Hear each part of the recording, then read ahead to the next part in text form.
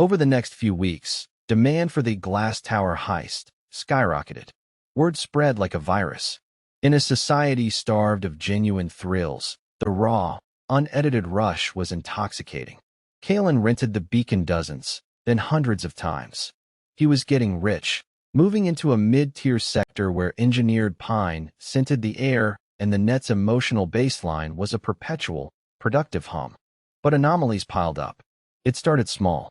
A client, Rila, a data analyst who rented the memory twice, was arrested for attempting to bypass a security door at her office. She claimed she knew the codes because she had done it before.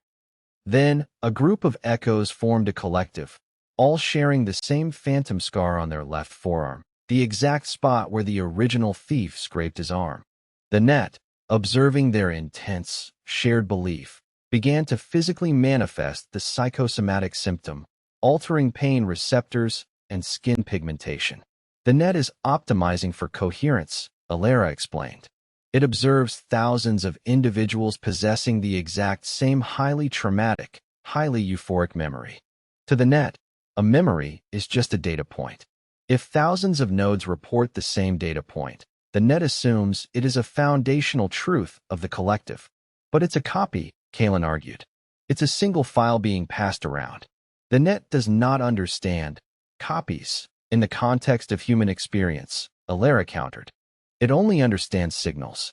The signal for the heist is now stronger and more prevalent than the actual lived experiences of these individuals. The net is beginning to schedule events and induce emotional states based on the assumption that these people are highly skilled, traumatized corporate infiltrators. Kalen felt a cold dread. The net wasn't just a passive observer. It shaped reality. If it believed these people were criminals, it would treat them as such. It would trigger PTSD episodes, simulate environments, and use them. His comms chimed. A priority message from Serafina, a high-tier original. She wanted to buy the master file, exclusive rights to hoard it as a status symbol. Kalen agreed to meet her. He needed the credits to leave the city. The bazaars were unstable. The net was weaving a new, terrifying social fabric, and Kalen had provided the thread. He met Serafina in a private, shielded lounge where the net's influence was a whisper. She was elegant, bored, and reeked of novel experiences. I want the raw file, Kalen, she said. I hear it's the most authentic piece of suffering on the market. I want to feel what it's like to be desperate.